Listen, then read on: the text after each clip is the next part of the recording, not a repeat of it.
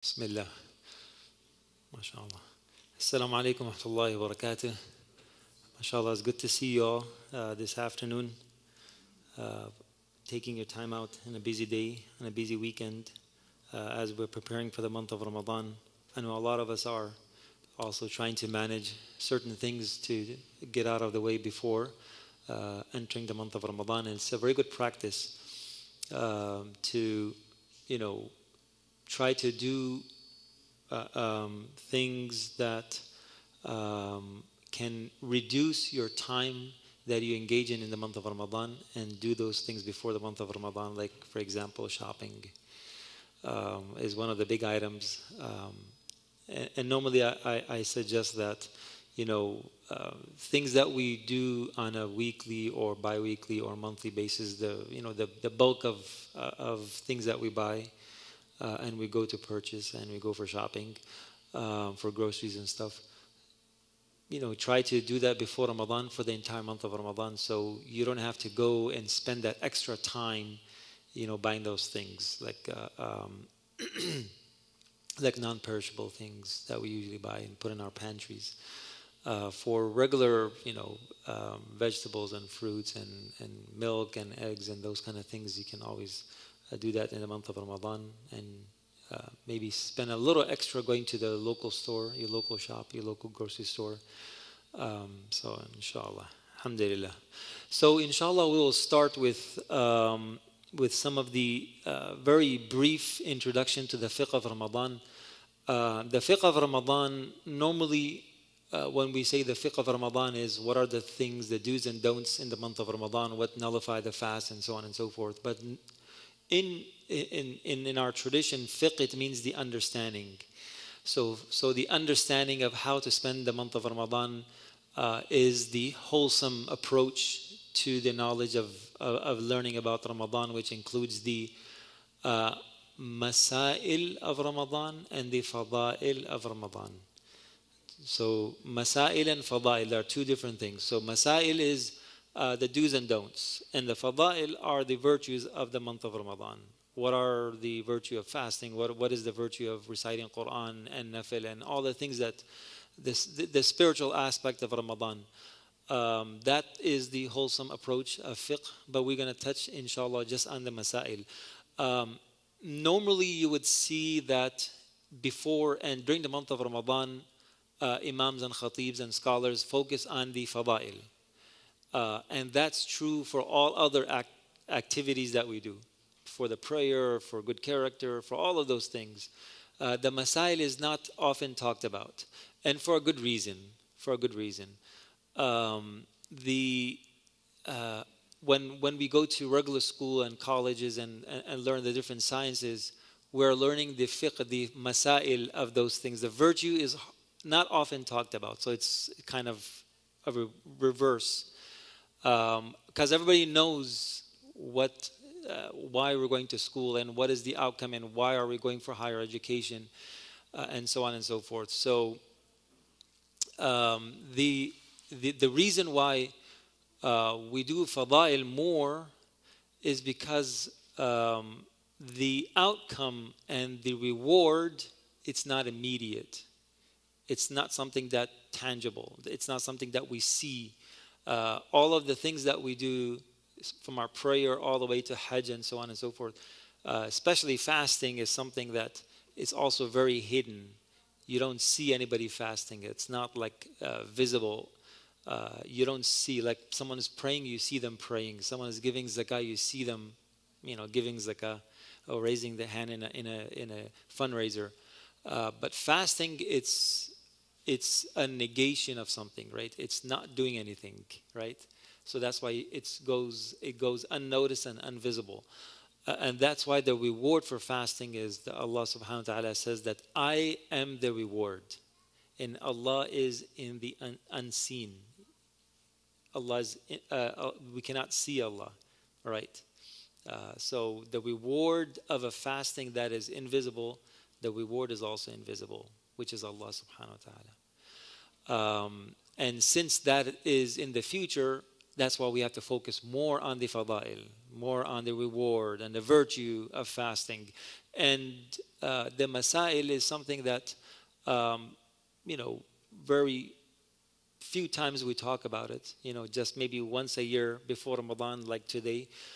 So we will talk about what are the do's and don'ts. So inshallah, the fiqh of Ramadan in that matter is something that it takes a year, 2 years, 3 years to cover if you go through a proper curriculum.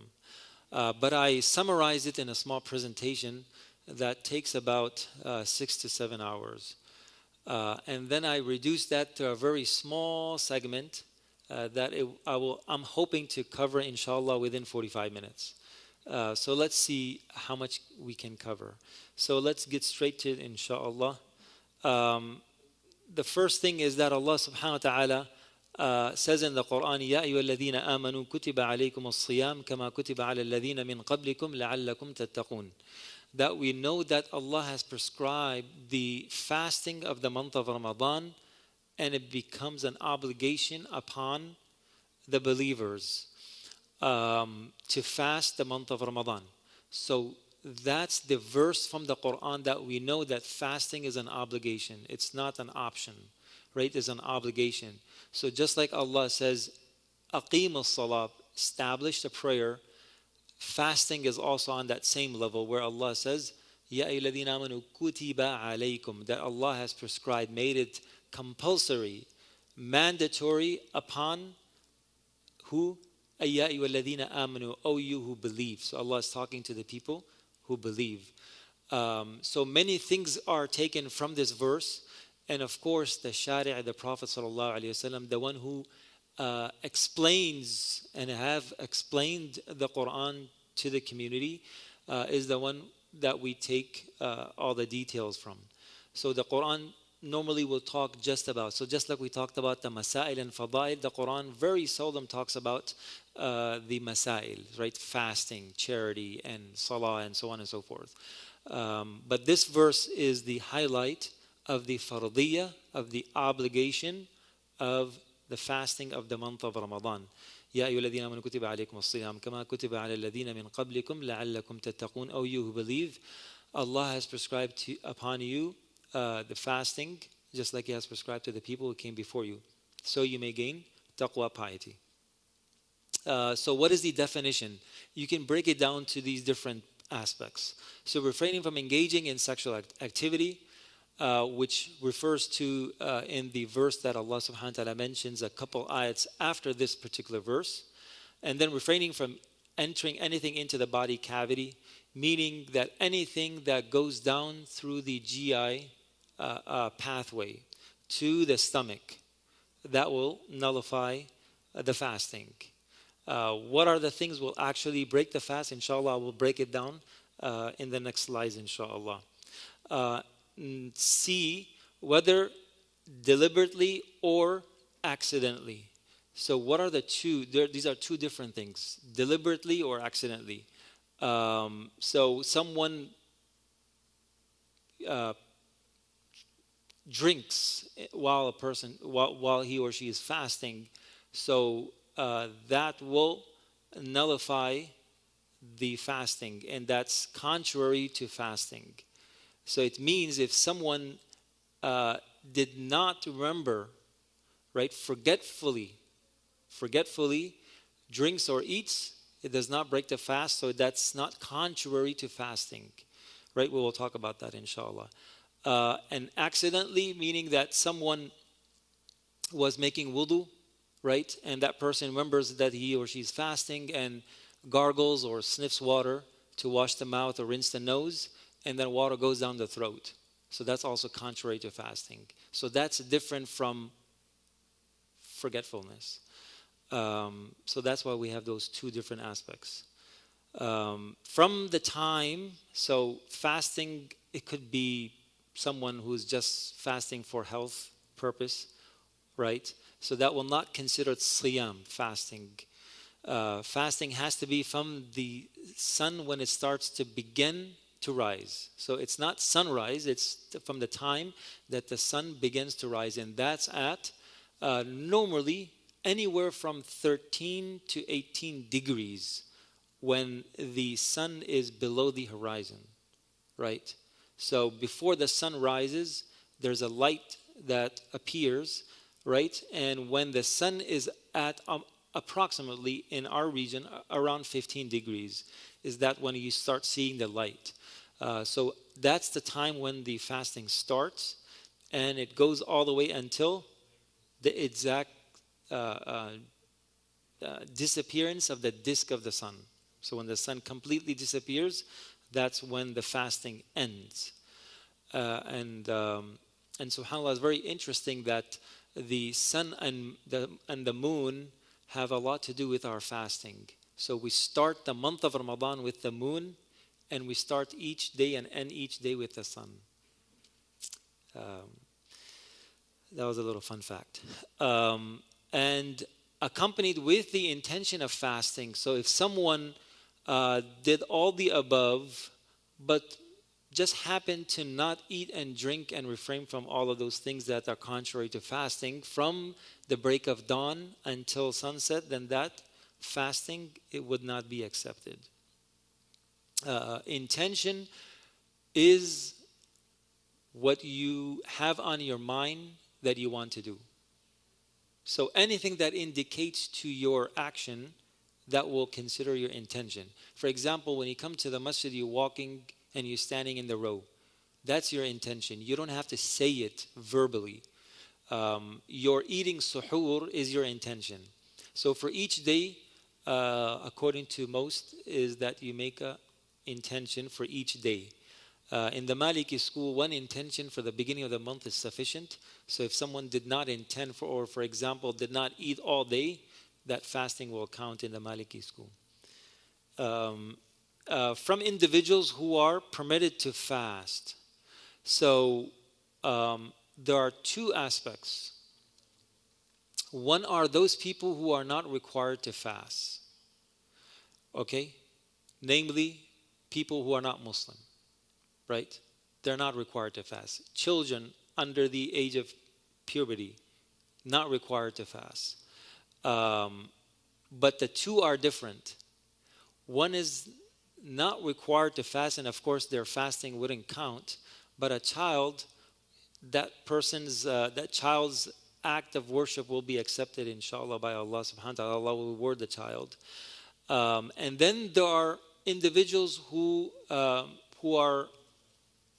they're obligated to fast. They're not like a non-Muslim. They're obligated to fast, but they cannot fast. They cannot fast. And inshallah, we'll talk about that. For example, a female who, after childbirth, postnatal bleeding, and during that period, she's not allowed to fast, although she would be obligated to fast, meaning that after the month of Ramadan concludes, they will make up their fast. And then there is a third one that is in between the two. There are not from the category that they are not obligated to fast, and they're not from the category who are obligated to fast but cannot fast. They are somewhere in between, which is that they are obligated to fast, and they can fast, right? But they're not obligated to fast that particular day. And we will talk about that as a traveler and a sick person. Okay? So when we say from individuals who are permitted to fast are the first and the last. The first and the second one, not the middle one. طيب, let's go to some of the things, to summary. So the intention will have to be there. To be free from anything that is contrary to fasting that we talked about. And to be free from all the things that break the fast. That will be considered the fasting of the month of Ramadan. So anything that is contrary to the fast or things that break the fast, namely eating and drinking. Right? Now let's look at some of the things that break the fast and some of the things that actually do not break the fast. Because it can be a little complicated at some point that, well, these definitions seem to be kind of sounds good, but in a practical sense, how do you actually process them? So let's look at some of the things. So eating and drinking accidentally while remembering the fast, right? Accidentally, not intentionally. Okay, so someone who was, as I mentioned in the first, in the example of making wudu, if you're gargling or putting water in your nose and accidentally water went down your throat, fast breaks. Eating and drinking because one thought Maghrib entered, but Maghrib did not enter. So it is important to make sure that the time has ended and the sun has set, and then you break the fast. But for example, for whatever reason, a person thought it was Maghrib time and started eating, fasting is not valid. That fasting is not valid, and a person has to make up that fasting. Eating and drinking because one doubted that Fajr entered, but Fajr already did enter. So the opposite of Maghrib. So someone kept on eating after the time has entered, right? 15 degrees has already occurred for the sunrise. Now, a lot of times, people think that we need to hear the adhan or to look at the adhan time, right? Sometimes the adhan time, they add 2 minutes to it, just to be on a safe side, to make sure that they are definitely at the entering of Fajr time, so to call the adhan. So it's always the best practice to stop eating and drinking 5 minutes before where it says Fajr adhan or the entering of Fajr.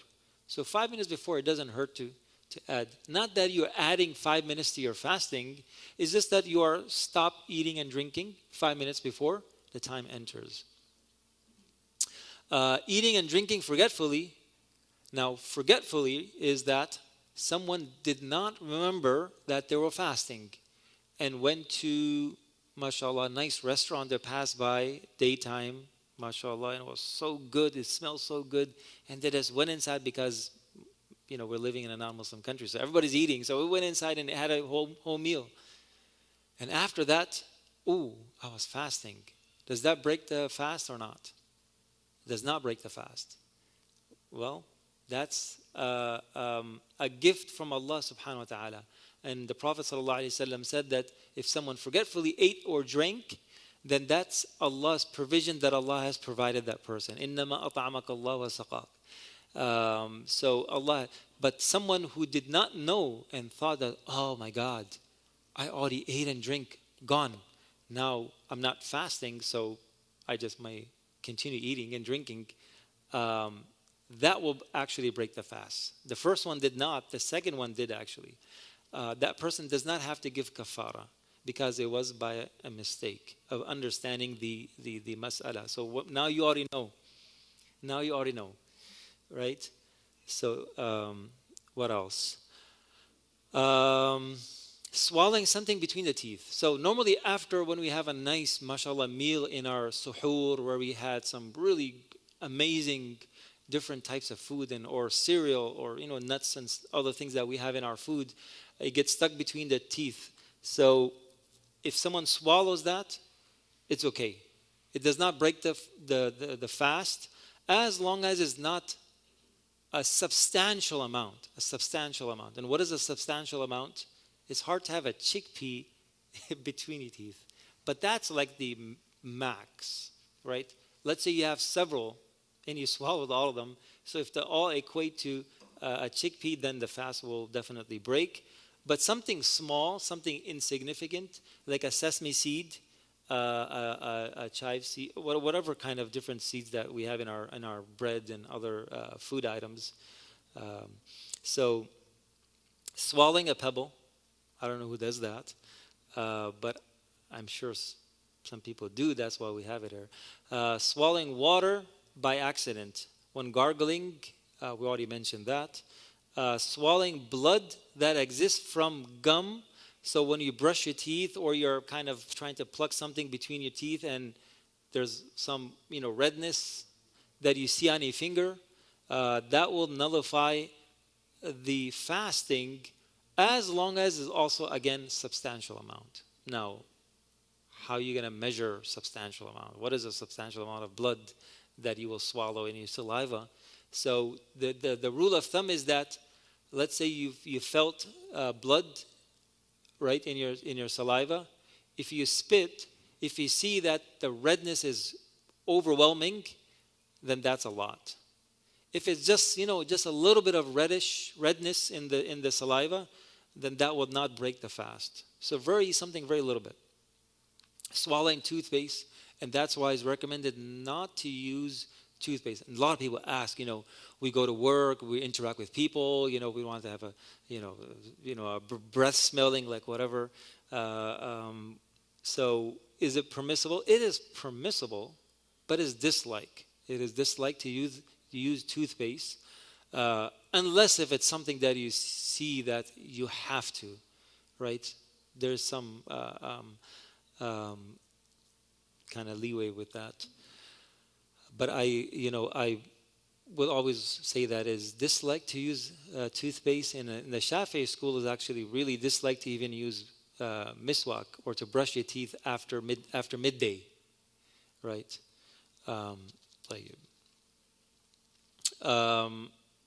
Deliberately swallowing vomit that reaches a mouthful.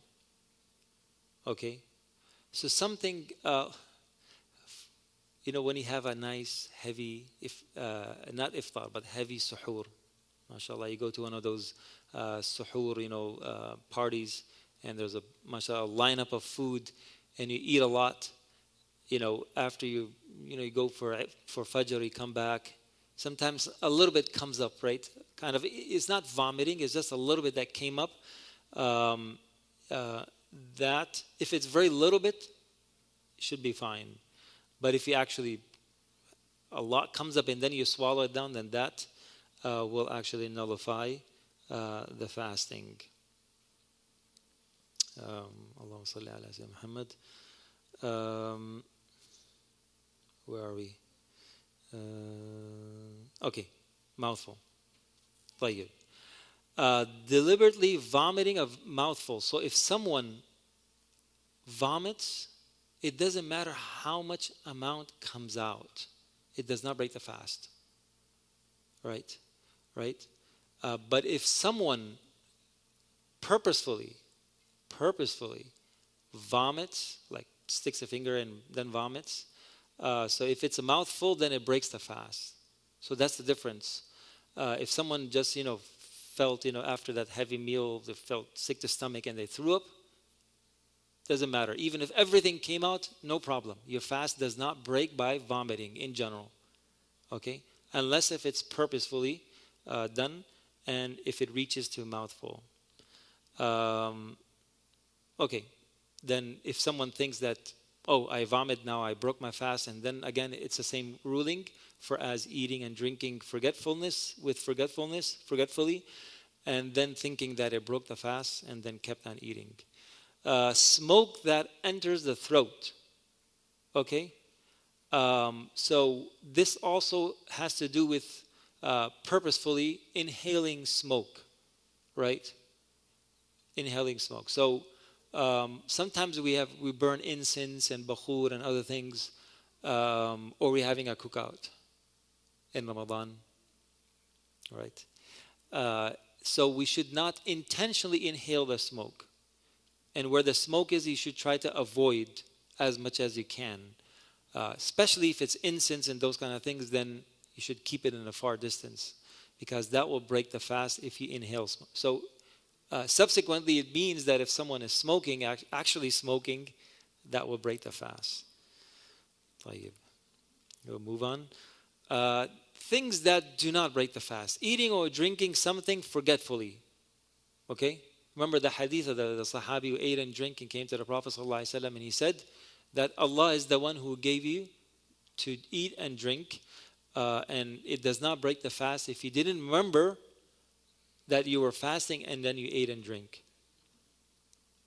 Eating what is in between the teeth, right? A little bit like a sesame seed does not break the fast. Tasting the flavor, trace of medicine in the mouth or throat, right? You use some kind of medication on your body, we will talk about that as well. Or putting something on your head or on your side, and then sometimes you can actually taste the flavor of that medication. Sometimes it's really strong, right? You put something on your throat, on the outer part of your throat, or down your neck, or somewhere around. Sometimes you can actually taste it, even with al-kuhl, al-kuhl, surma, right? That you put in the eye. Sometimes you actually. That's what someone told me. I've never felt it, but if you taste it, that does not break the fast, because again, breaking the fast, what enters your GI and it goes to your stomach, right? So that did not happen, so it does not break the fast.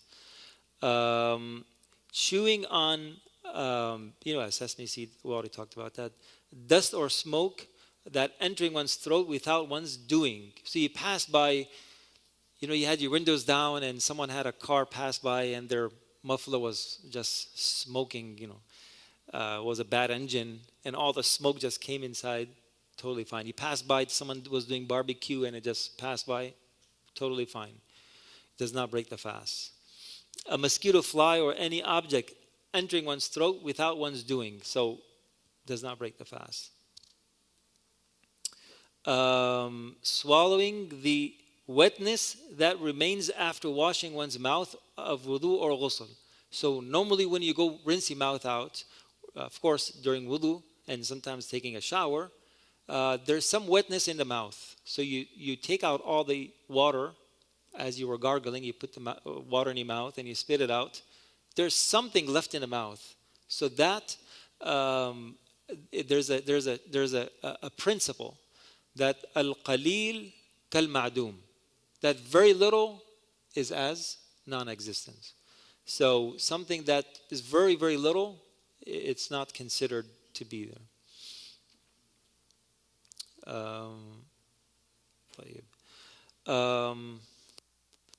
Swallowing a few, one or two drops of sweat or tears that enter the mouth, because again it's mixing up and it's very little.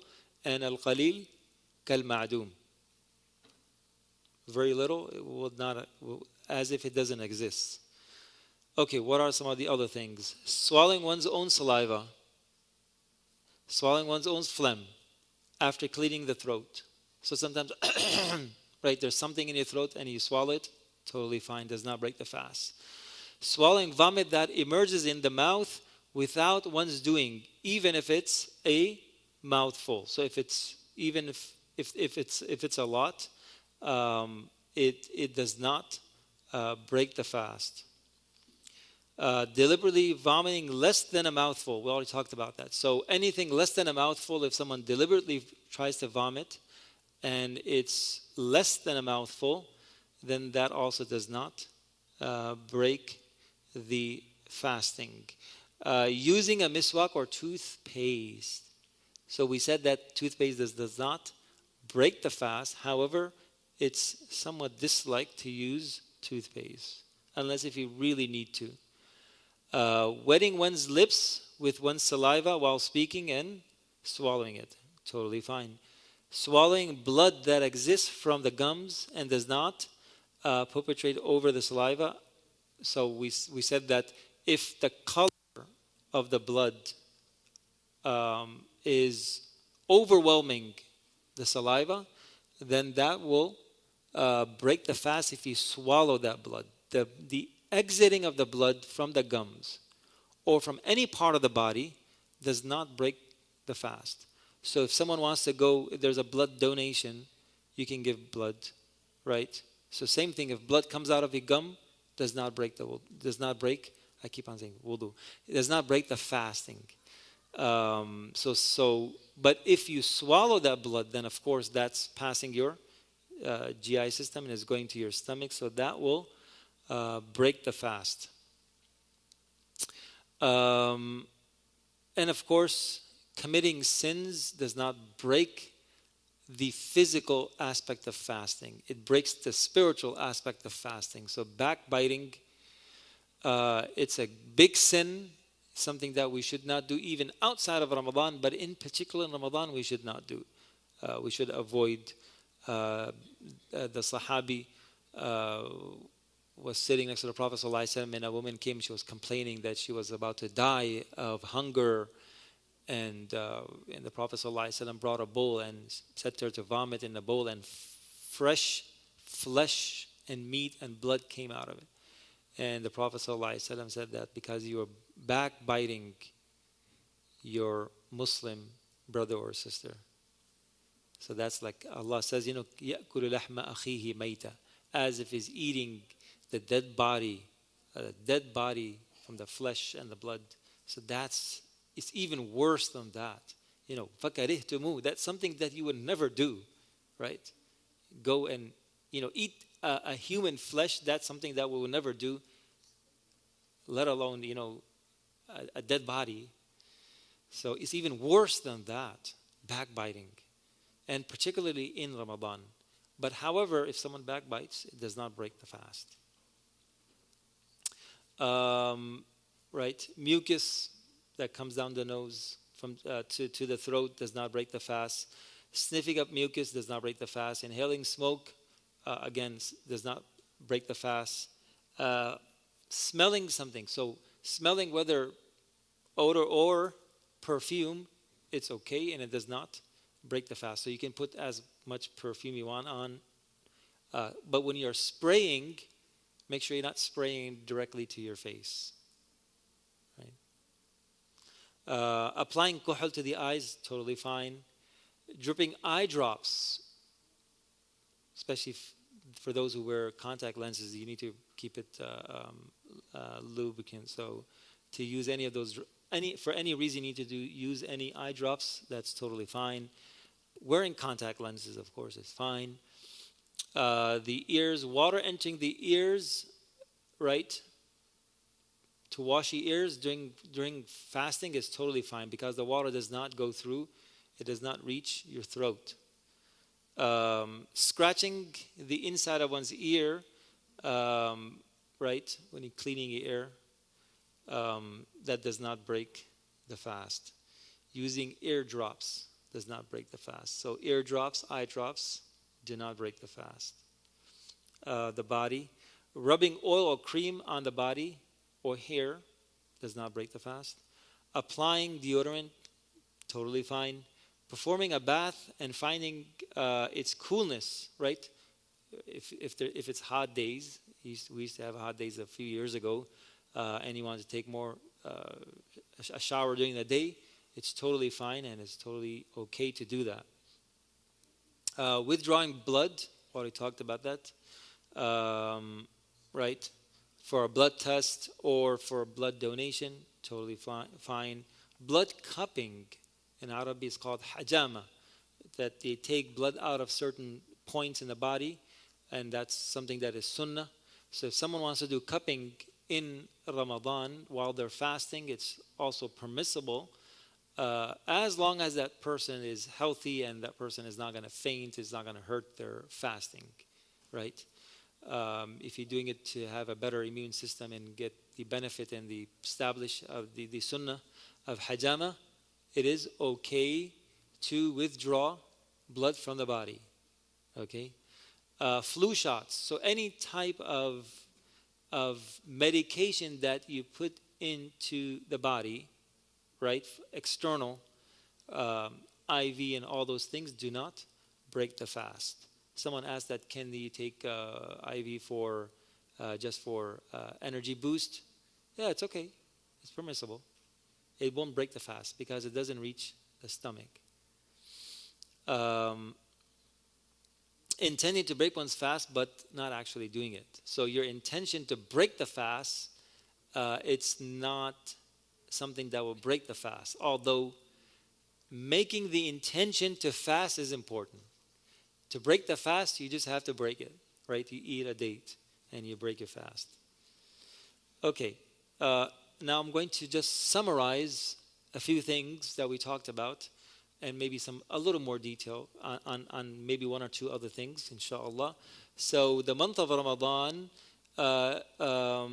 is where it starts from the moon sighting, of course, and it's obligation upon a person who is a Muslim, who's sane, and that a Muslim is mature. adult, right? From the Islamic sense, meaning that reaches the age of puberty.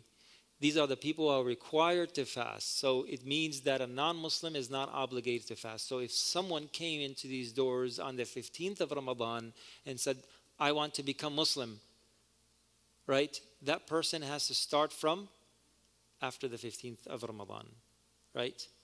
And the first 15 days, that person was not obligated to fast, so therefore, they don't have to make up those days.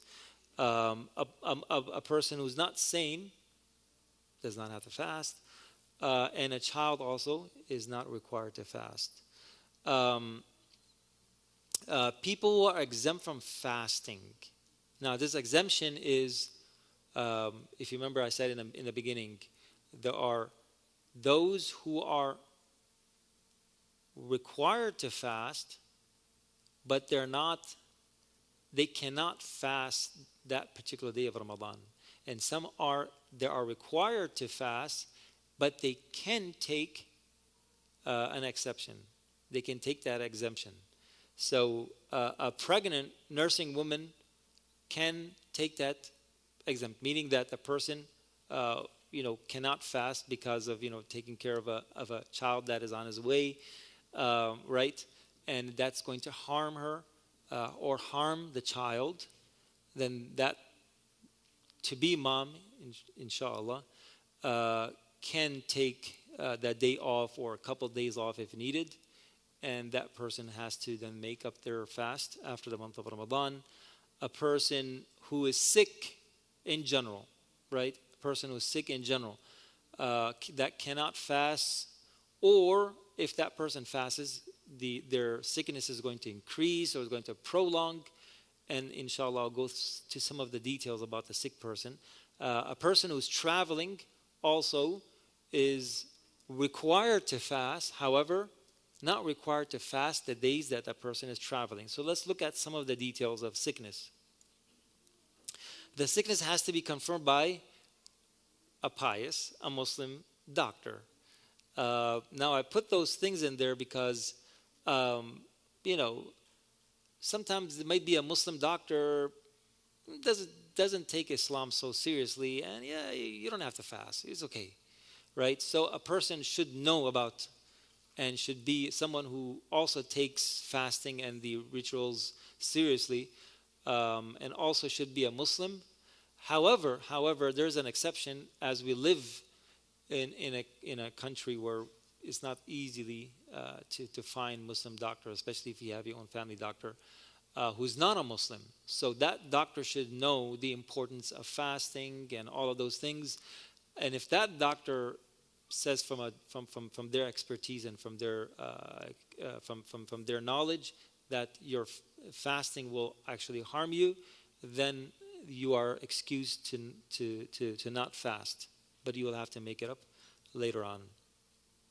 So now sicknesses are two types. One is a temporary, one is a permanent. Temporary is that you are sick for a couple of days and then you will be okay afterwards.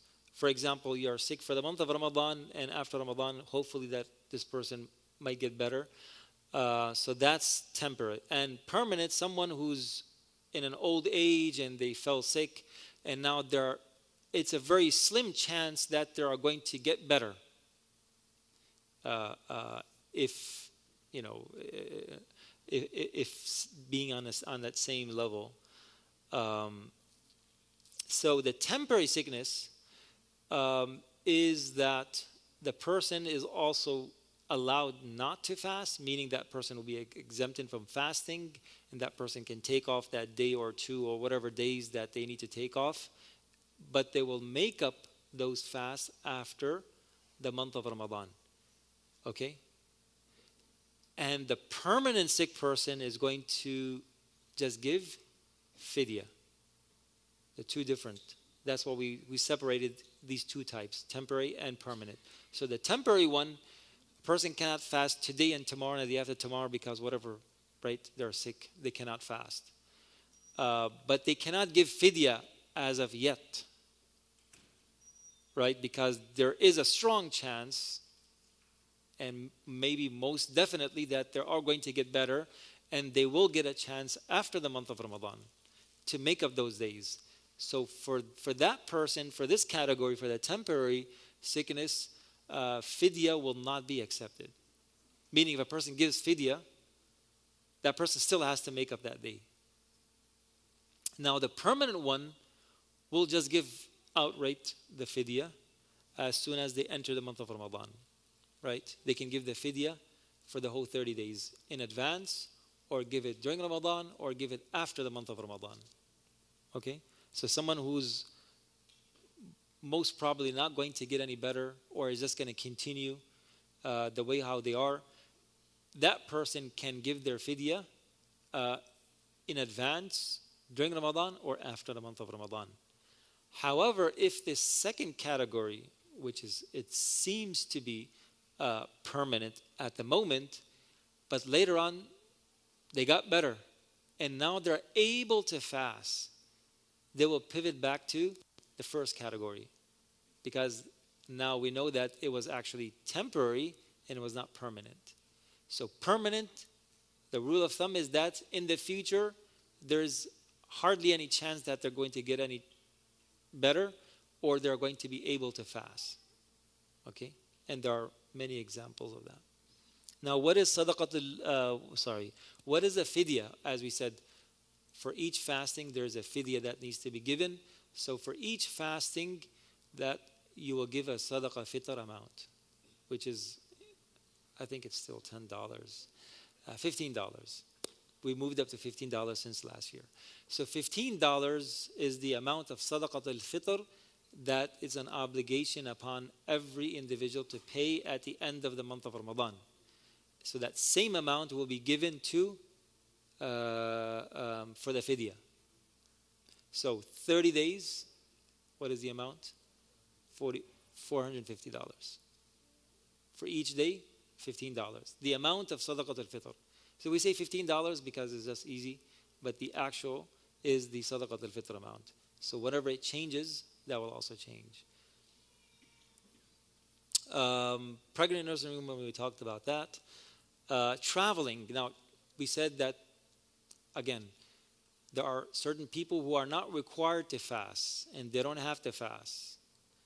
And they don't even have to make up if they missed, right? Like a non-Muslim, a person who's not saying a child. And then there are categories who are obligated to fast, but they cannot fast, right? And then there are, in the middle, those who are required to fast, but they have the option not to fast. They can fast. A sick person and a traveler can fast. Their fasting will be accepted. But they have the choice not to fast, and they have to make up, right? Likewise. So what is the traveling? Can a person from here going to Boston every day be a traveler? Or we all a traveler in this world, right? كن في الدنيا كأنك غريب وعابر سبيل. Be in this world like a stranger or a traveler, right? And the Prophet ﷺ said that we are all travelers in this world. We are like the person who was traveling, saw a shady tree, and sat under it for a little while, and then moved on. So that tree is the dunya that we are in. So we're all travelers, but there's a particular traveling that in Sharia, the distance is necessary. So journey from outside of your city boundaries, it has to be approximately 48 miles,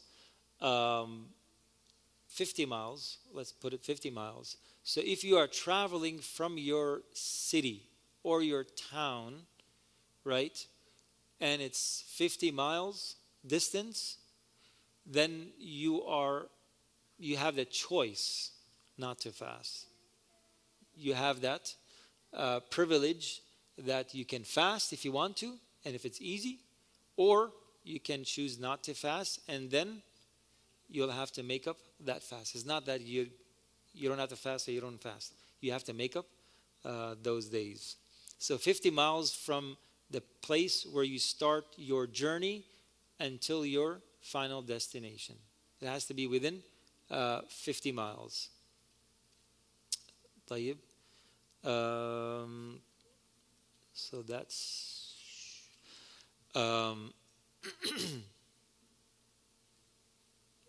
I just want to add one more thing. Sometimes you travel for like a day trip, right? So if you are planning to travel like around midday, or you're traveling just for the day, right? The time that you are at home, you are required to act like you are fasting, meaning that you cannot eat and drink out of respect of the month of Ramadan, and because your journey has not started yet. So you're still obligated to fast right now, right? So let's say your flight is at 10 o'clock and you're traveling. Until 10 o'clock, you'll have to stay as if you were fasting. And then if you choose not to fast, then you can break your fast after 10 o'clock once you're outside of your city's boundary or your town's boundary.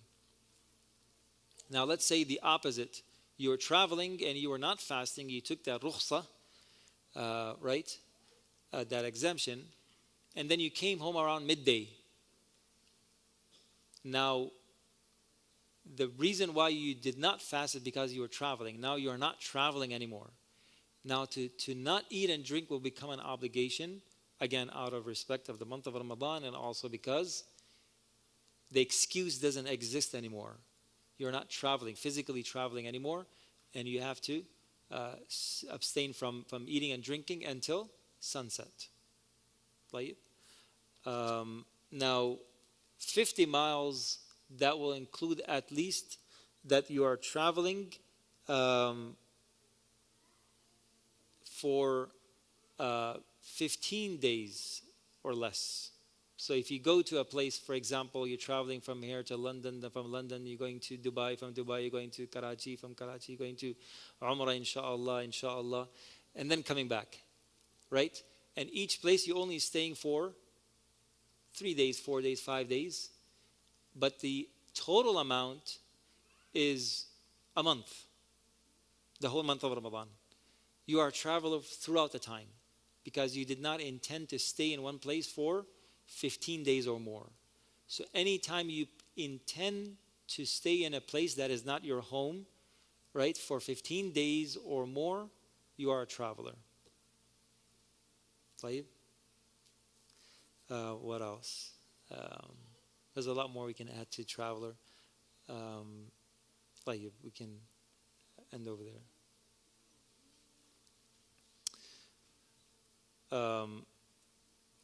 Cannot fast if a person menstruating, postnatal bleeding, you cannot fast. We already talked about that. What are some of the recommended things to do while fasting? To eat the pre-dawn meal. So this is a little spiritual aspect. The suhoor is something that Allah subhanahu wa ta'ala blessed this ummah with, that we eat before we start fasting.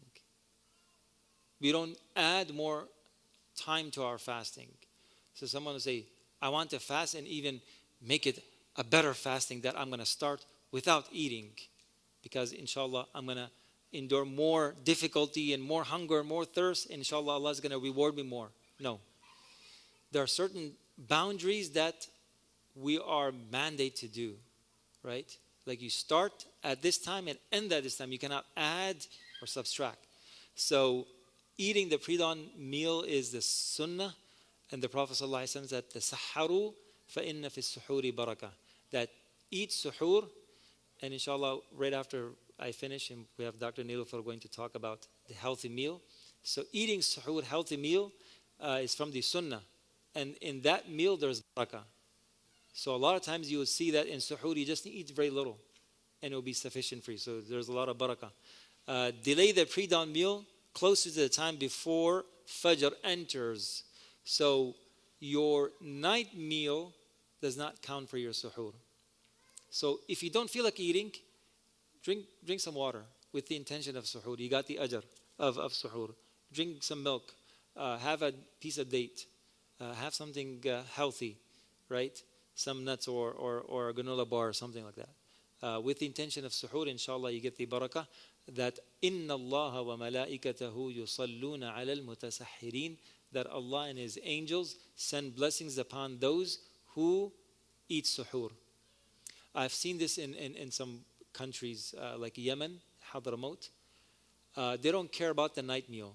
They just break their fast and continue in ibadah until Isha, and after Isha Salah, and after that Taraweeh for 2-3 hours. People go to different masajid. They do one Taraweeh there, and they go to another one, do another Taraweeh, then another Taraweeh. And then suhoor is like a festive moment. Everybody together and mashallah have a good meal.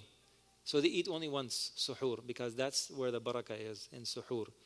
So our night iftars, I think, maybe shifted to suhoor. So suhoor is the barakah time, but it doesn't mean that you have to delay it to the last minute, that you should delay. The Imam said that to delay the suhoor to Fajr. It doesn't mean to delay to the last minute. Delay it to the last 2 hours. That would be reasonable. So 5-10 minutes before the time ends, we should complete our suhoor. To hasten to break one's fast when entering Maghrib. So just like suhoor is sunnah, breaking the fast with something is also sunnah.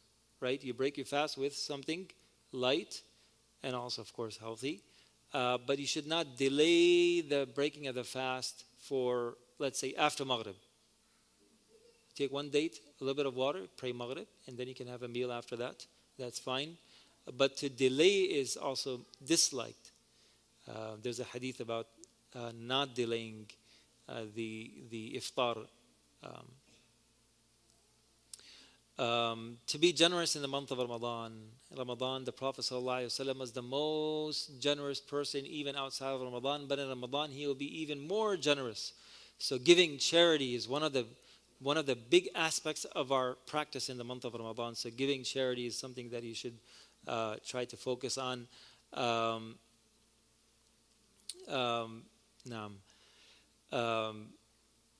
So to kind of increase the relationship that you have with your with the people that you know, and we talked about that in the khutbah yesterday. To recite the Quran as much as possible, right? Reciting Quran has a great relationship to the month of Ramadan. To break the fast of others after sunset, even if one, the Prophet ﷺ said that helping other people break their fast, right? To give even something as, a cup of water or a date, you get the ajr of that person for their fast. So you get the ajr of breaking other people's fast. So that's something that is encouraged to do. You don't have to only do it with our masjid, have iftar parties and that's it. Help other people also break their fast, and other places where people actually need. And we know a lot of places around the world where they are in need of our assistance. So try to help them in the month of Ramadan in particular with their suhoor and iftar.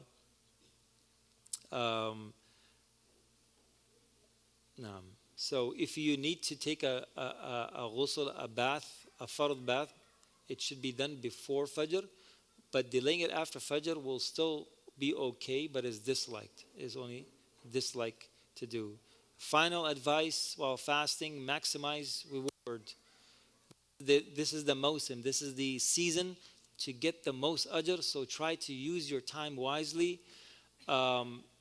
Make sure you pray your all 5 salah. Your all 5 salah. It is important outside of Ramadan, but in Ramadan in particular. Refrain from sins, from all the different ways that it gets to your heart. So refraining from sins, these are very important things. Social media, big one. Video games, all the different screens that we have, reduce the time, especially videos. People post a lot of videos all over, and now most group chats have mostly videos. It's hard to avoid, but try to avoid as much as possible. The best practice is that set a time for your social media activity. Try to reduce if you cannot take it out altogether, but try to reduce it. Try to reduce it as much as possible. Watching movies and those things take it out altogether. Take a pause. Watching movies, video games, those are totally unnecessary. It does not help one iota, right? So just take those things out. Anything that you see that is not beneficial, unnecessary, take that out of your daily schedule in the month of Ramadan. Because we want to what? Maximize the reward. Maximize everything that we do. Our fasting, our recitation of the Quran, istighfar, and all the other things, the beautiful things. Barakallahu feekum, jazakumullahu khair. The next segment, inshallah, we have Dr. Nilufar. Inshallah, she's a doctor, been practicing in the U.S. for the past 21 years, has been practicing weight management for the past 10 years, and believes in prevention is better than cure. So inshallah, she will be talking about and presenting to us the health benefits of fasting, inshallah. So please stay put, inshallah. Welcome, Dr. Nilufar. Also, I believe there are lunches out there for sale if anybody wants lunch. And also, mashallah, Dr. Nilufar brought some healthy snacks for samples for the month of Ramadan. So please help yourself if you want to, inshallah. And then after she finishes, we have the third segment. All the women will remain here. You can actually come up closer after she finishes. And then all the men will go to the front, and inshallah we'll have a Q&A session and a more intimate discussion, inshallah, regarding the month of Ramadan. I will be taking the brothers in the front, and my wife, Salma, will be taking the sisters in the back, inshallah.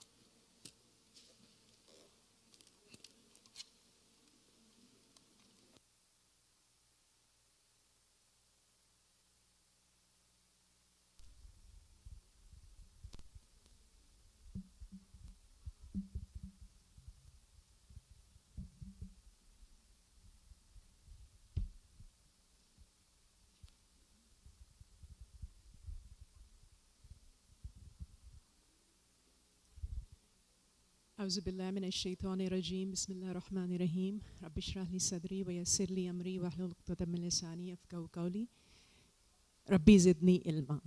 Assalamu alaikum wa rahmatullahi wa barakatuhu. I just want to thank you all for finding time to come and sit in this session. And my name is Nilufar Humayun. I'm a medical doctor. Can you all hear me okay? Yeah. I'm not a nutritionist, not a dietitian, but the nature of my work requires that I have some basic knowledge of this, which I'll be sharing with you today.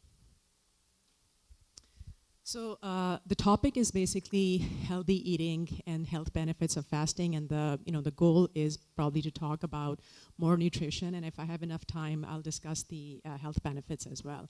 So the goals are to define fasting, brief introduction of digestive health and energy regulation, which may seem kind of odd. Why am I talking about it? But there's a connection here. Nutrition components, what is a healthy plate, pure and impure foods, discuss the impacts and health benefits of fasting on our body, making right choices, and then continuation of healthy habits, eating habits outside Ramadan. And then finally, the 30-day Ramadan diet plan. So as far as fasting is concerned, it's basically a practice that involves restriction of food or drink intake for any period of time. But when we talk about fasting in the month of Ramadan, it has a special place because it's one of the 5 pillars of Islam. And the application of this concept in the field of medicine is in the form of intermittent fasting, which is something similar, a pattern of eating that alternates period of eating and fasting for an extended period of time. And without going into the details, I thought that I'll talk to you about intermittent fasting, all the different methods. No, I'm just kidding.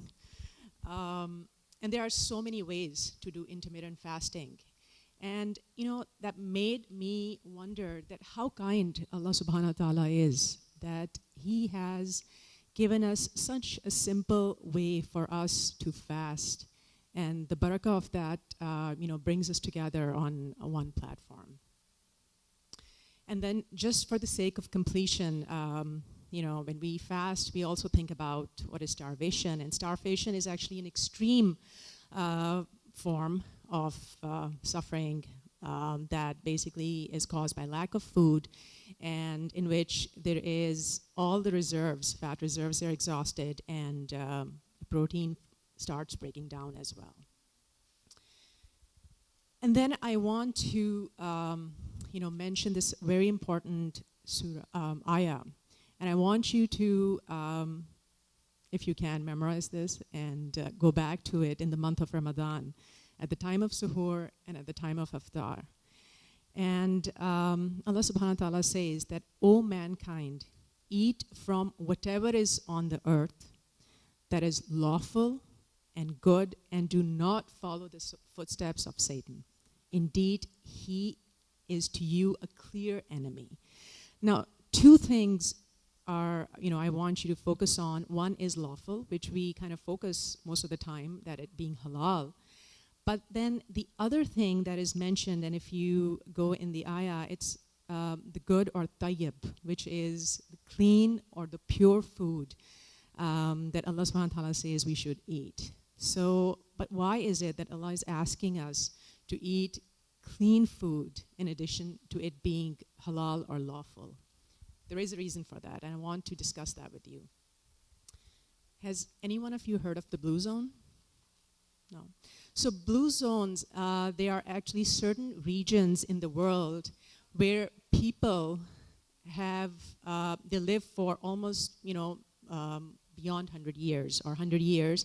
They have extremely healthy lifestyle, and they actually eat clean and tayyib food. I'm not sure about if they're eating halal or not, but they're eating clean and tayyib food. They have, healthy practices.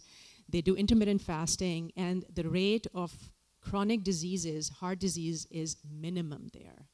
And I think there is one region, one area in the United States which is called Loma Linda, one area especially in Japan is called Okinawa, one in Italy, one in Greece. I think unfortunately none of the Muslim countries comes under the blue zone, but I wish we did.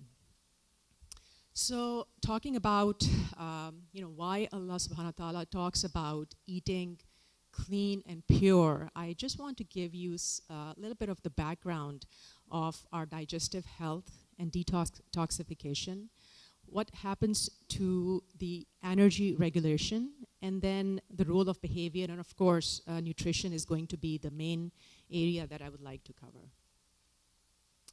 Now, what is digestive health? It's actually the ability of our body to properly break down food and absorb nutrients to keep the body healthy. And then the detoxification actually during the process of digestion, there are certain toxins that are generated in our body, and the body gets rid of it. And we have so many organs that specifically help with that. And as far as digestive health is concerned, specifically it's the colon and the liver. But all of these organs, they function in harmony. They never fight with each other. And so the digestive system is actually designed by our Creator to provide us with energy through the intricate process of digestion, absorption, and assimilation. And just very important facts that it's important for you to know, that digestive system is the largest gateway between the external and the internal environment. Almost 70 to 80% of our immune system lives here. It has healthy bacteria. When we think of bacteria, we get scared that they are going to harm us. But there are actually good, healthy bacteria which are residing in our digestive system. And then there is also something called gut-brain axis. When we eat healthy, we do healthy things as well, because we can think right, we can think straight. And that's because almost 90% of serotonin, which is a mood stabilizer, the neurotransmitter resides in our digestive system. 50% of the dopamine, which is the reward chemical, resides in the digestive system. And then, the healthy bacteria that live in our gut, in the terminology of medicine, we call them microbiome. They play a huge role in our mood regulation, in decision making, and in shaping the brain, as well as protecting us from various toxins and infectious agents. Now, when the harmony is damaged, something called leaky gut is created. And I'd like to explain that with this diagram here. On the left, you can see the healthy gut. And these cells, you can see they line the intestines. These are called epithelium, and they have certain projections. And underneath that is our immune system.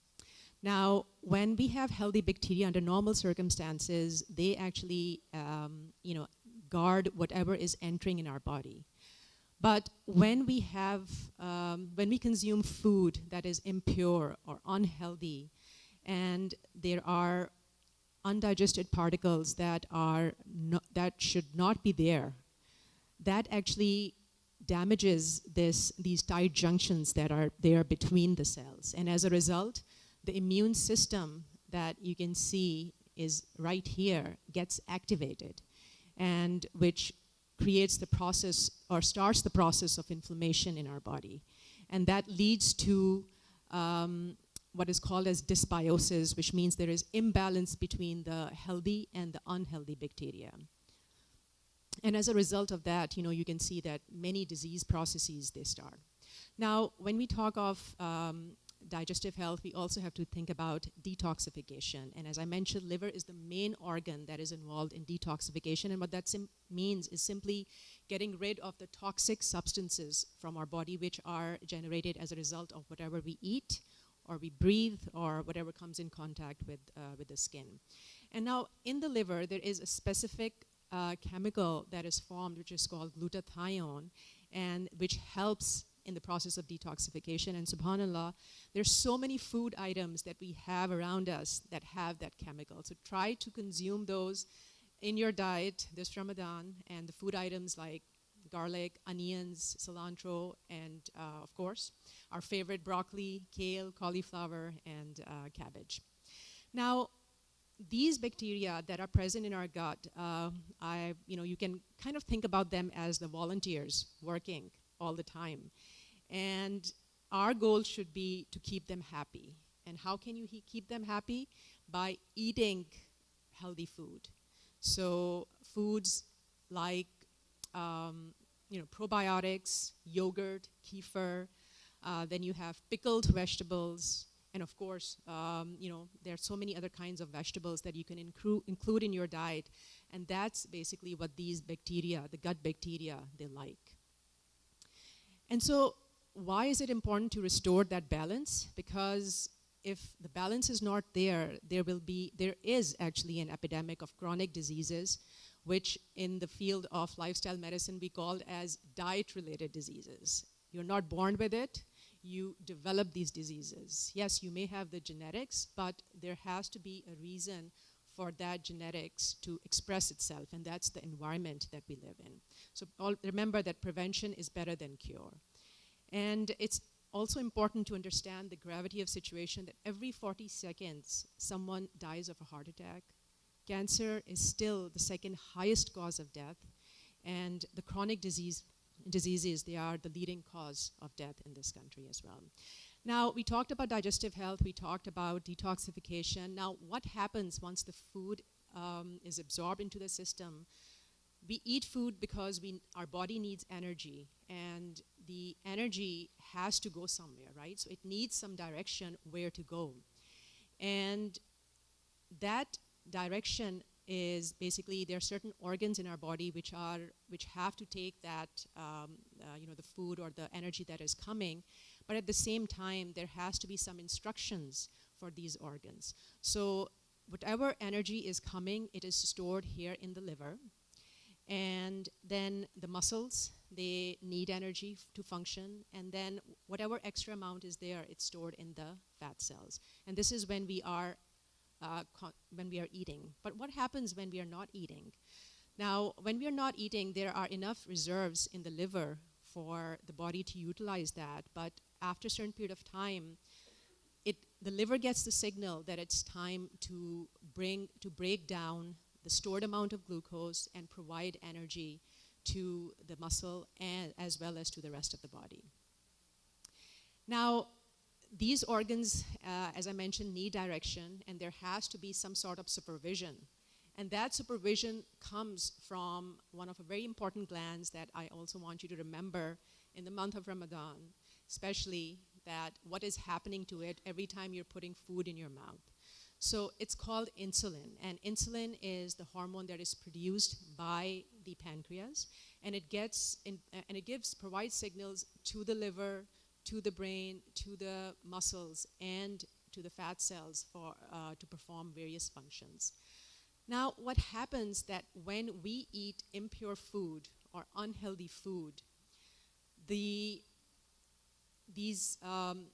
is an environment is created where the insulin is constantly being released from the pancreas, and these organs, they become disobedient to the insulin because we are making them work so much, the insulin, that it stops recognizing what is the order the insulin is giving it to them. So as a result, there is an environment of insulin resistance, and the blood glucose increases, and there is, that's basically the start of various diseases in our body. And you can see that insulin resistance leads to so many problems. And how do you know that you have developed insulin resistance? What are some of the symptoms? That you develop fatigue, you develop irritability, there is brain fog, you can't think straight, there is weight gain, of course. And then, the problem with eating this impure food, the effects, I should say, of the eating impure food goes down to the cellular level. This is the structure of mitochondria, which is the powerhouse of the cell. And you can see that just by eating that impure food, the effects of that impure food have translated into inflammation of mitochondria. And that, as a result, is giving rise to all these symptoms of fatigue, aging, obesity, chronic diseases, memory loss, or Alzheimer's disease. And then it's important to know, because when we are our body needs energy, we measure that energy in the form of calories. And it's important to know what are your caloric needs, how much you should be eating. Don't eat mindlessly. Have an accountability factor. And there are various ways to do that. There are various calculators that are out there, and you can just type in BMR calculator and just plug in all the information, and you can roughly just find what's your need.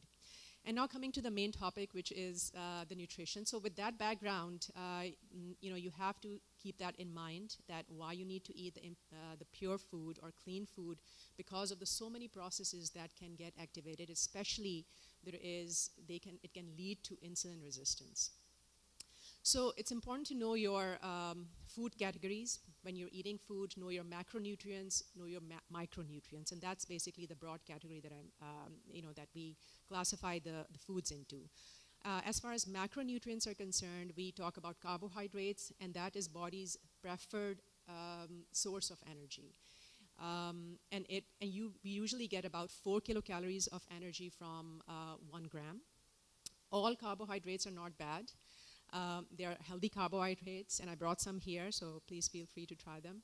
And there are which occur naturally, and the ones that we want to stay away from are the ones that are refined and processed. And this is kind of just to give you a rough idea how we classify these carbohydrates. We have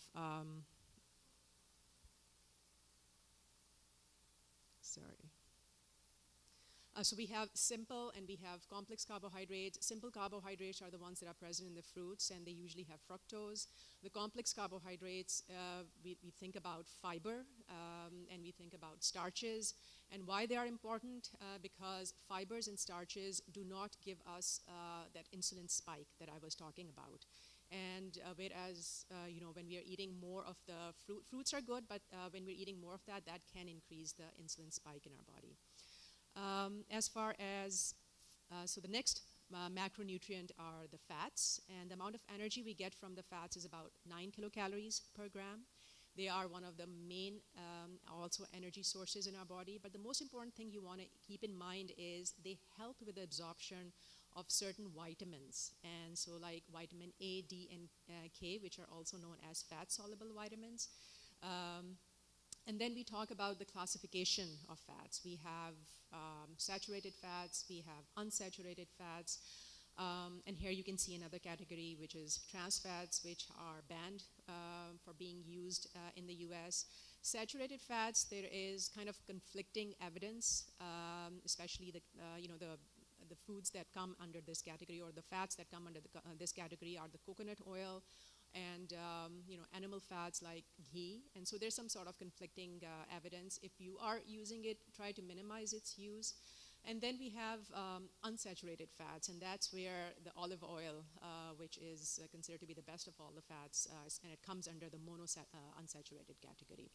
And again, this just kind of reinforces what I just mentioned. And then, of course, in the polyunsaturated category, we have the omega-3 fatty acids, which you must include in your diet because they decrease the inflammation in our body. It is acts as antioxidants, good for cardiovascular system.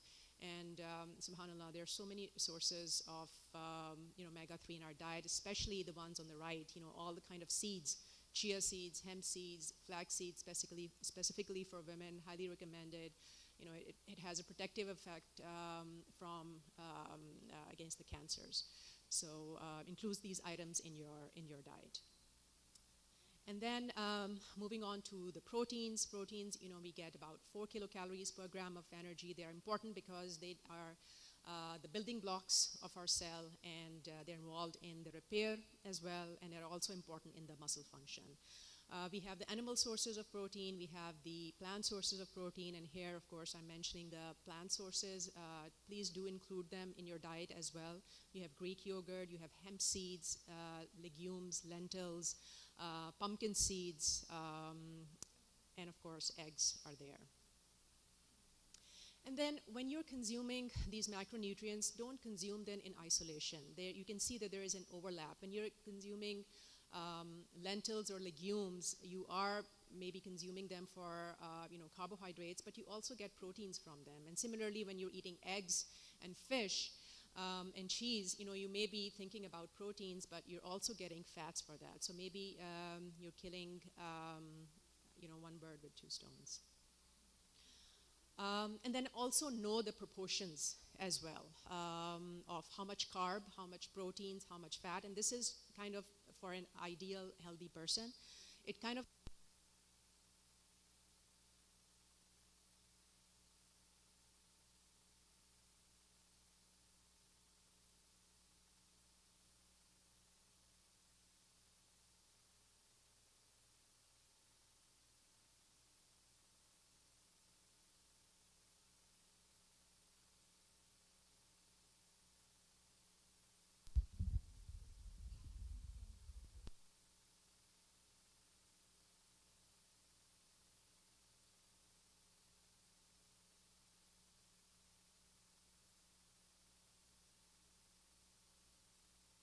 that's how I take it. And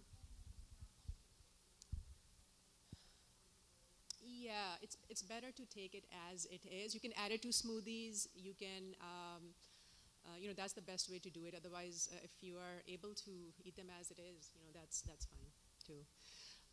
And so 45 to 65% carbohydrates, 10 to 35% protein, and 20 to 35% fat. And then the ratio changes. For someone who is a diabetic, I would say go low on carbs. Yes, you should include complex carbs in your diet. Proteins, maybe you need to go on the higher side, and especially for someone who has high cholesterol or has heart condition, maybe you want to keep the fat on the lower side. And then we have the micronutrients, the minerals, and the vitamins, and they help regulate various functions in our body. And just like I mentioned, we have fat-soluble vitamins, we have water-soluble vitamins, and A, D, E, and K are the fat-soluble, B and C are the water-soluble, and they all have their own functions. And I would need another lecture to go into detail all of these vitamins and their health benefits. So I'm just going to skip this for now. And then, last but not least, water is critical for life. Please include simple water to hydrate yourself, especially in the month of Ramadan. 60% of our body is made up of water, and 70% of muscle is made up of water. And not just that, water is involved in regulation of various metabolic processes, which no other fluid can do. So, all the different kind of sodas that we are consuming, number one, they are causing the insulin spike. Number two, they are damaging our, volunteers which are residing in our intestine. And number three, it's taking away that, it's creating inflammation in our body. And, we are not able to consume the right amount of water that we should be. And then, it's important to eat food which is nutrient dense, not energy dense. Energy dense means that you are consuming food which is in high calories, but not very nutritious. So you want to eat to live, not live to eat. And then the other important concept is that of my plate. How should your plate look like when you're eating? So if you have a plate, divide it into half. One side should be fruits and vegetables, and the other side, divide it into another half. And so 1/4 of that should be grains, and the other quarter should be healthy proteins. And then, of course, you want to include water, healthy oils, and then dairy. And this is kind of the whole food items that you want to consume on a daily basis. So your basic foundation, especially this Ramadan, try to start by adding more fruits and vegetables in your diet. You can add beans and legumes as your source of proteins. Fruits and vegetables will be, of course, your carbohydrates. And also try to add as many colors of fruits and vegetables in your salads as possible, because you're getting different kind of vitamins with the different kind of fruits and vegetables. And then nuts and seeds, of course, you're getting your fats, and proteins and herbs and spices will be your, just to kind of flavor enhancer instead of salt. And then one other thing I want to stress on is home cooking is one of the best methods of cooking. Try to cook meals at home. It doesn't have to be fancy. Can be very simple. I brought all this stuff, very simple stuff, and didn't take much time. And so you have better control of ingredients, decrease consumption of pro-inflammatory nutrients. You're cooking with healthy fats, olive oils.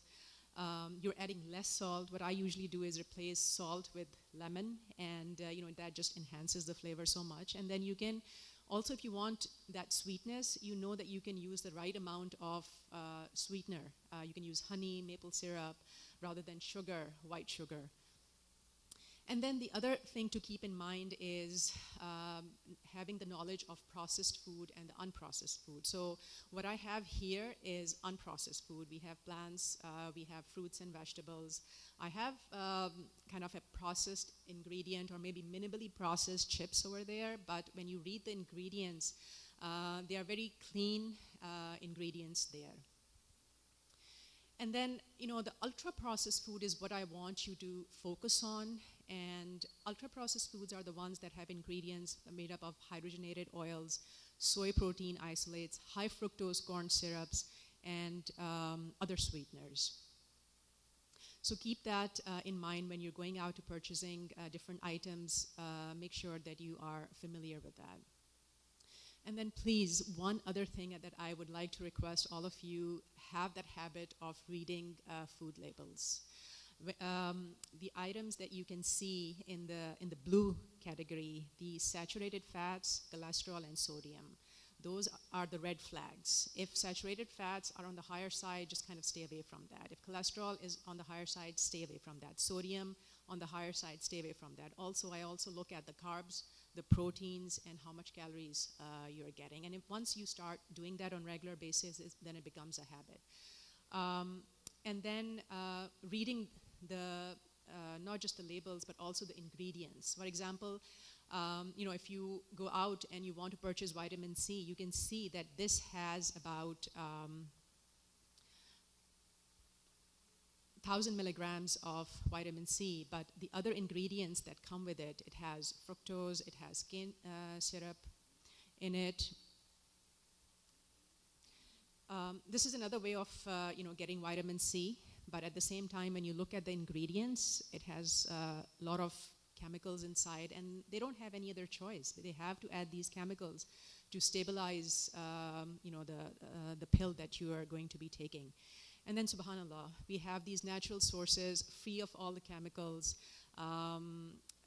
hopefully organic, and but include the berries in your diet, peppers. I have some here, spinach, tomatoes, pineapples. Include them in their diet on regular basis. And then again, Allah subhanahu wa ta'ala talks about pure and impure things or the food items in the Quran, and Allah says that, have you not considered how Allah presents an example? A tayyib word is like pure good tree, whose root is firmly fixed and its branches in the sky, and it produces its fruit all the time by permission of its Lord. And Allah presents examples for the people that perhaps they will be reminded. So you can see that when we eat clean and pure food, it's like a tree that has deep-rooted, the roots are deep, and then has branches that are going up and very healthy. And when you see impure food, the example of that is like a tree that the roots are very weak and the branches are also not very healthy as well. So every time you're consuming food that's artificially manufactured, has GMO, has preservatives or toxins, think about that. And this is also kind of reinforcing the pure and the impure food, anything.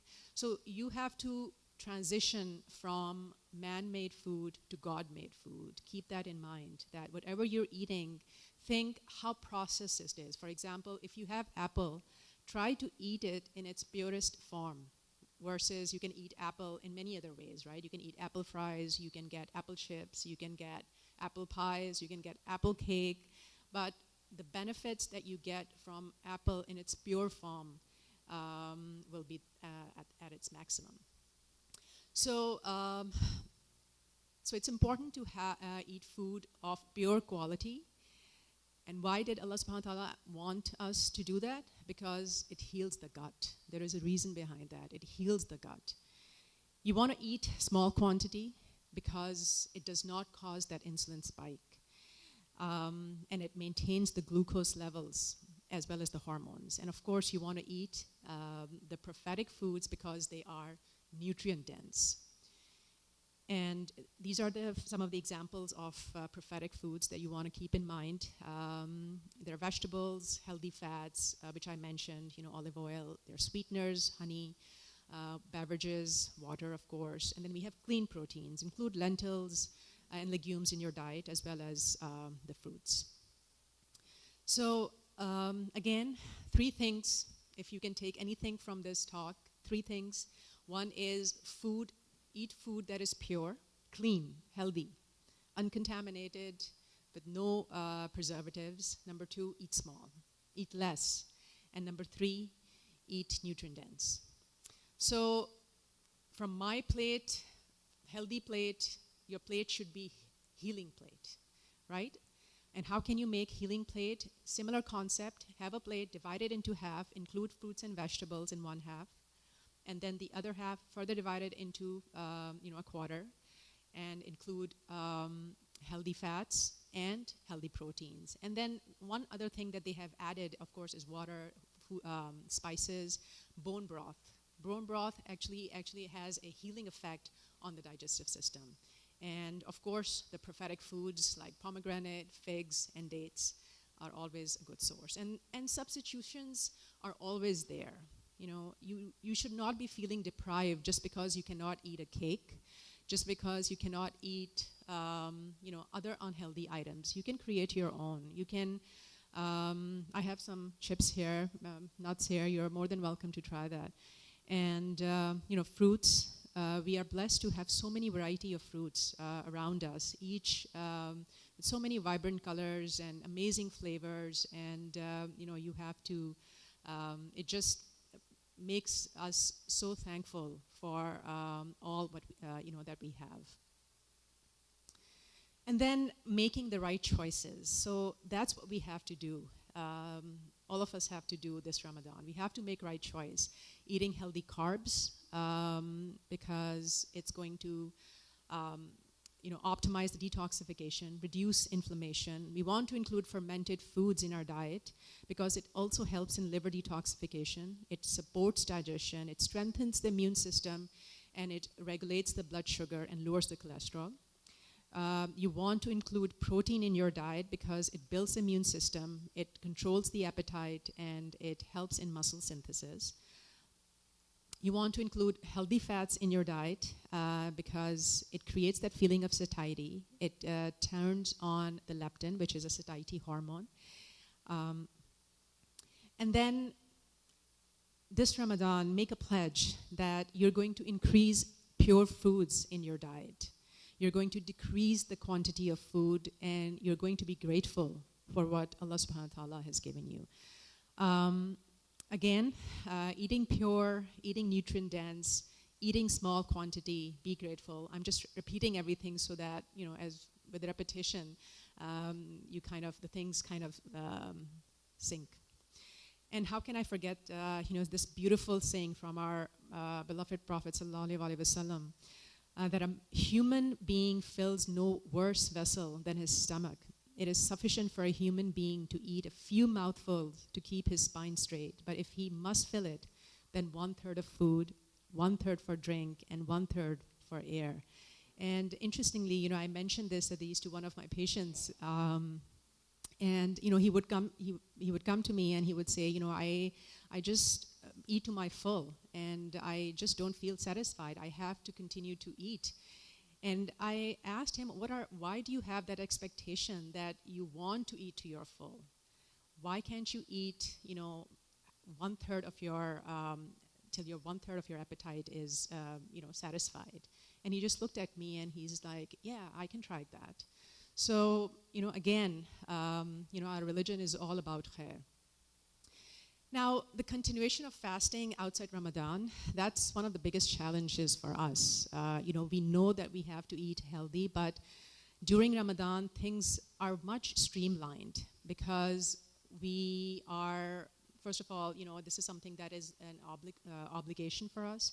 And number two, we are somehow engaged in so many other activities that we don't think about food that much. But outside Ramadan, we have the fact that a diet of 3 meals with snacks every day is kind of ingrained in our culture, that we can't miss a meal. And then the abundance of food and extensive marketing, that also plays a big role. And then many people will experience hunger, irritability, and a reduced ability to concentrate during periods of food restriction.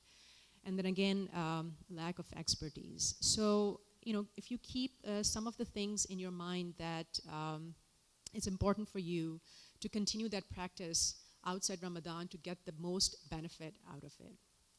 And then I brought this 30-day Ramadan planner, which you can actually Google.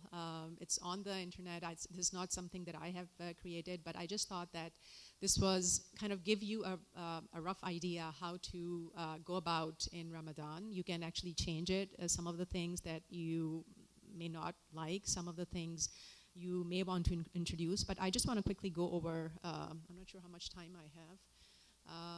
I have 5 minutes, okay. So day one, for example, in suhoor, make sure that you're hydrating yourself. drinking plenty of water. Remember, 60% of our body is made up of water, 70% of muscle is made up of water. And so include oatmeal. Oatmeal has fiber, so that's where you have your carbs.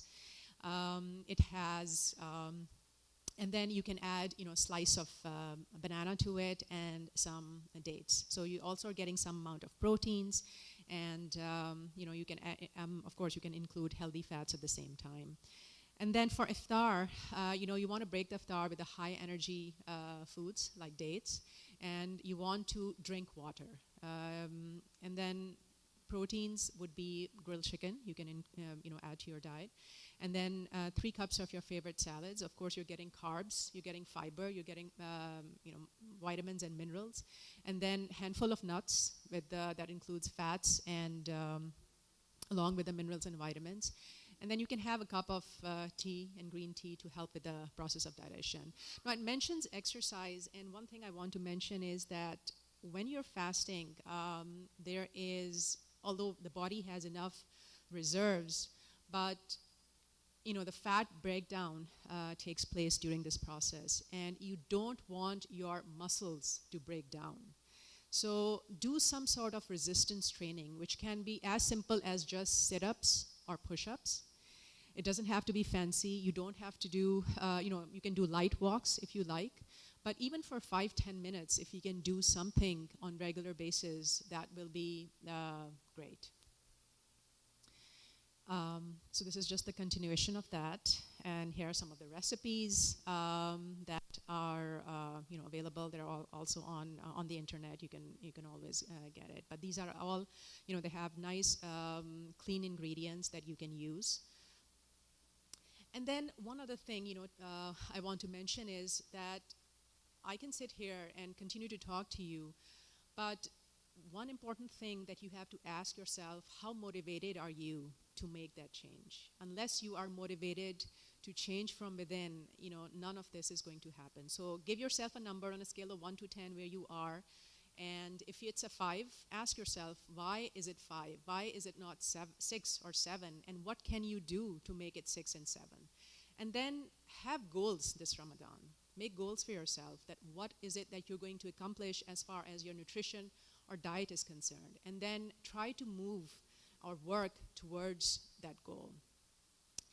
I'm sorry I didn't get a chance to talk about the health benefits of Ramadan, but to put in a nutshell, every system of the body has beneficial effects from Ramadan, from fasting.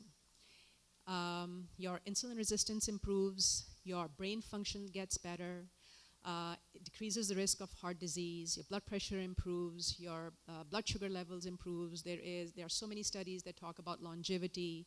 It reduces oxidative stress. There is less amount of inflammation, and the body gets rid of the waste material. So think about the fasting as the time where the body is doing self-care. Out of the month of Ramadan or fasting, the body is working like crazy all the time.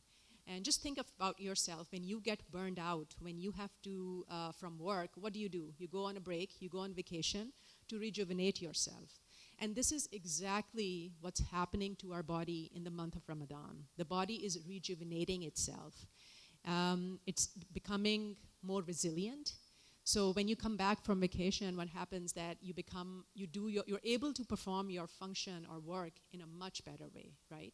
So this is exactly what happens when the body is, during the month of fasting, it builds that resistance, but when we look at it long term, it becomes much stronger. It's able to perform its function in a much better way.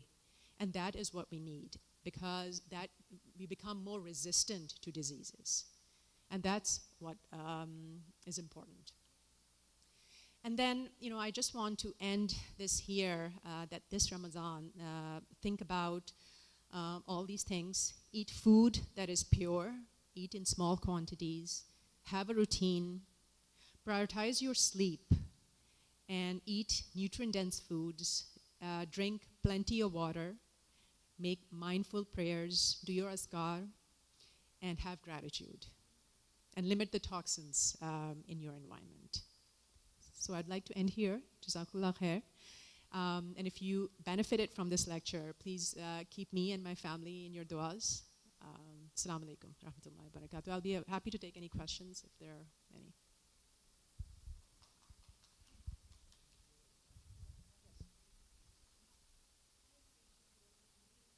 Yes.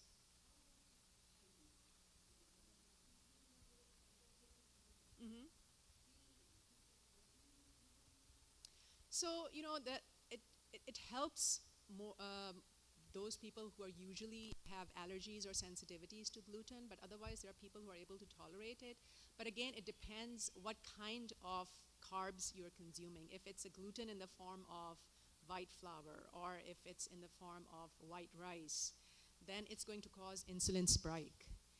And when the insulin spike happens, it creates that environment where you are, your fat levels, they go up. You're not able to, the body creates an environment of inflammation in the body. So, indirectly, yes, it's affecting your body. So if you are eating gluten in the form of white rice or in the form of white bread, then yes, it affects you. So if you can have, I would recommend trying quinoa instead of white rice, or try multigrain bread instead of white bread.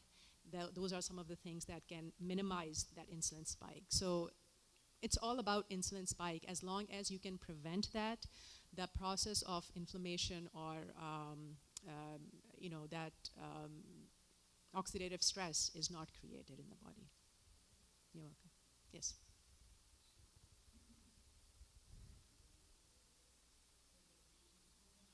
Mm-hmm.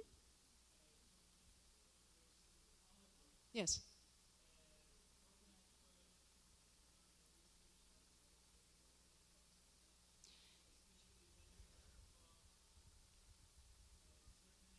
Mm-hmm.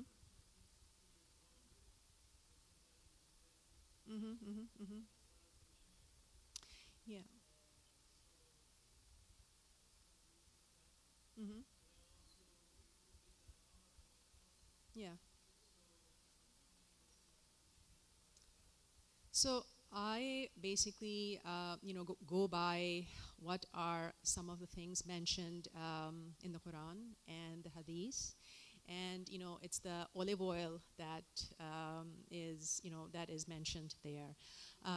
It's a sunnah, yes. So every time you hear something that is mentioned from the sunnah, there's always benefit there. As far as coconut oil is concerned, it comes under the category of saturated fats, and there is conflicting data out there. Some studies say that yes, there are some benefits, and some studies say that it, not beneficial. So there is not enough evidence to support that. But when you have olive oil available and you can get the finest, the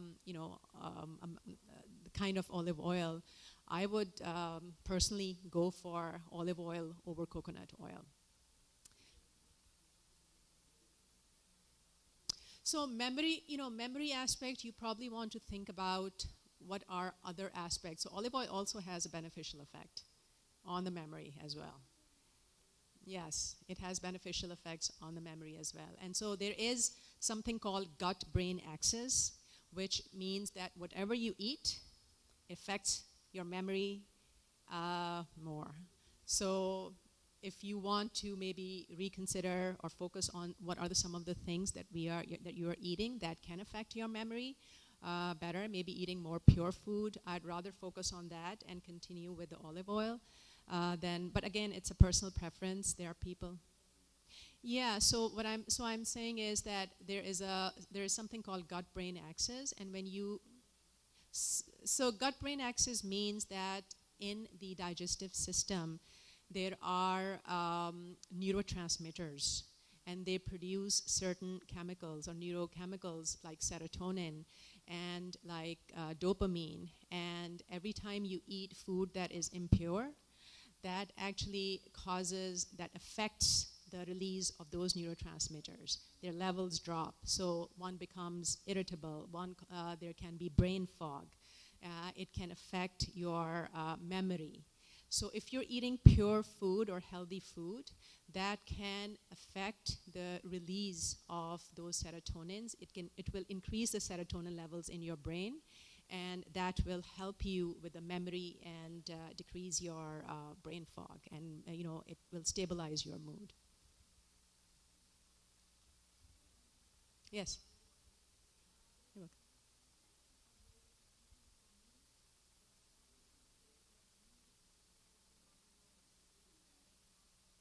Mm-hmm.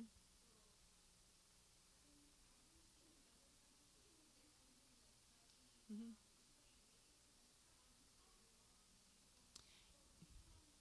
So it depends, for our cooking, I think that there's a lot of, it depends on how long you're cooking for as well. If and what's the temperature that you're using. You probably want to use a lower temperature than the higher temperature. And when you're looking at the Middle Eastern countries, they're mostly grilling it, and they're just kind of applying it on the surface. But for us, I think we are using a lot more oil, and and we are deep frying it, and we are doing all sorts of exciting stuff with that. So that tends to denature the oil, and it can become toxic in that situation. Not to use it at a very high temperature. I would say keep it around 375 to 400. Not go beyond that. Yeah. So, and the best thing is that that's what they say, to get the most nutrients out of it, you want to cook at a slow cooking is the best cooking.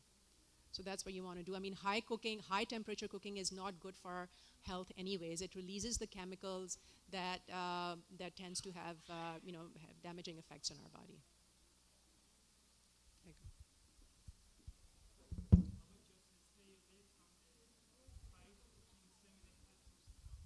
Yes.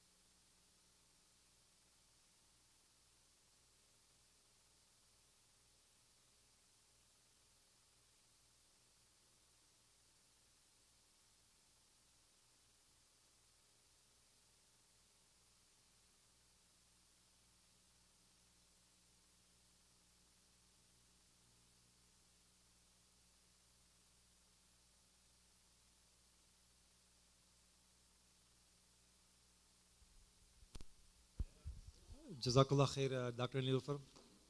Amazing presentation. Inshallah, hopefully that we can implement some of those aspects to our diet, inshallah, during the month of Ramadan.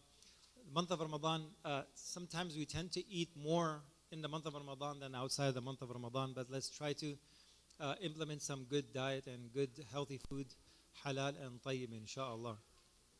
For this last segment, I'll have the sisters where you are. If you want, you can come up a little forward, move your chairs a little bit to my front right now, and the brothers will go all the way to the mihrab near the mimbar. Inshallah, we'll have a short discussion related to only brothers and only sisters, inshallah.